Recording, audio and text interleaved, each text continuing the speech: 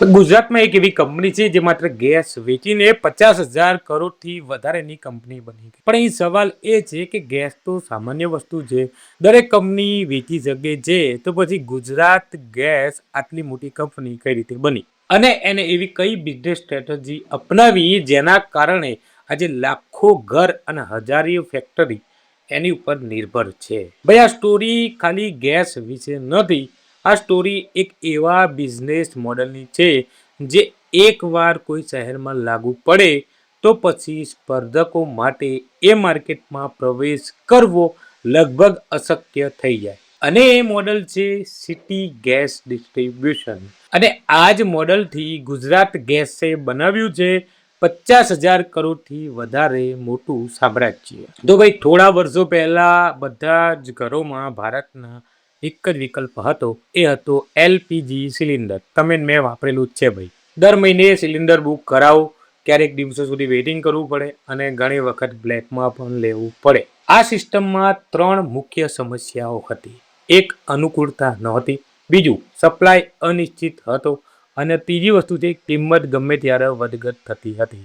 લોકો માટે આ છે મુશ્કેલી, પરંતુ એક સ્માર્ટ કંપની માટે આ છે ઓપોર્ચ્યુનિટી. અહીં એક સિમ્પલ વિચાર આવ્યો. જો ગેસ સિલિન્ડરથી નહીં પરંતુ પાઇપલાઇનથી સીધો ઘરમાં પહોંચે તો ભાઈ સિલિન્ડર બુક કરવાની જરૂરત નહીં, વેઇટિંગ નહીં અને સ્ટોરેજનો કોઈ પણ જાતનો જોખમ નહીં. અને અહીંથી જન્મ થયો PNG, pipe natural gas.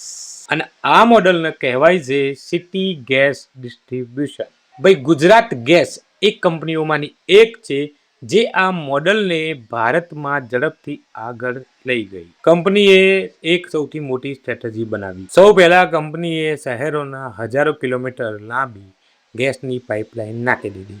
પાઇપલાઇનનું network પોતે પહેલા બનાવી દીધું. આ નેટવર્ક ધીમે ધીમે ઘરો સુધી પહોંચ્યું, પછી ઉદ્યોગો સુધી પહોંચ્યું અને સીએનજી સ્ટેશનો સુધી પણ પહોંચી ગયું. આજે ગુજરાત ગેસનું નેટવર્ક બહુ જ મોટું છે ભાઈ. હજારો કિલોમીટરની ગેસની પાઇપલાઇન, લાખો ઘર પીએનજી સાથે જોડાયેલા છે, હજારો ઇન્ડસ્ટ્રી આ ગેસ ઉપર નિર્ભર છે. અને આ બધી જ વસ્તુ મળીને બનાવે છે એક આવકનું, સતત આવકનું સ્ત્રોત.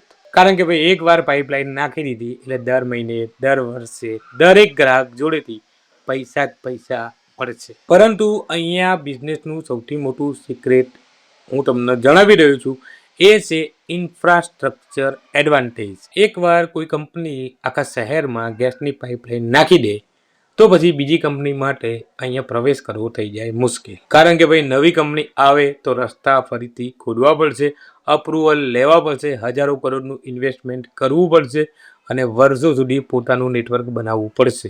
માટે જે કંપની પહેલા પોતાનું નેટવર્ક બનાવી દે એ પછી વર્ષો સુધી ચાલે છે. એક્ઝામ્પલ જીઓ એ લોકોને ફ્રીમાં આદત પાડી પોતાનું નેટવર્ક બનાવ્યું અને અત્યારે સારી એવી કંપની બની ગઈ. હવે ભાઈ ગુજરાતમાં ખાલી રહેતા લોકો નથી, ગુજરાત ઇન્ડસ્ટ્રીનું પણ બહુ મોટું હબ છે. ગુજરાતમાં ceramic industry, chemical industry, textile mill, steel plant એવા હજારો ઉદ્યોગો અવેલેબલ છે. અને ઉદ્યોગોને સતત જોઈએ એનર્જી. એક મોટી ફેક્ટરી એક દિવસમાં એટલું બધું ગેસ વાપરે છે જે લગભગ હજારો ઘર હોય ને એ આખા મહિનામાં વાપરે એટલું વાપરી દે. અને આ ઉદ્યોગો માટે નેચરલ ગેસ એ સૌથી સસ્તો અને અસરકારક વિકલ્પ છે.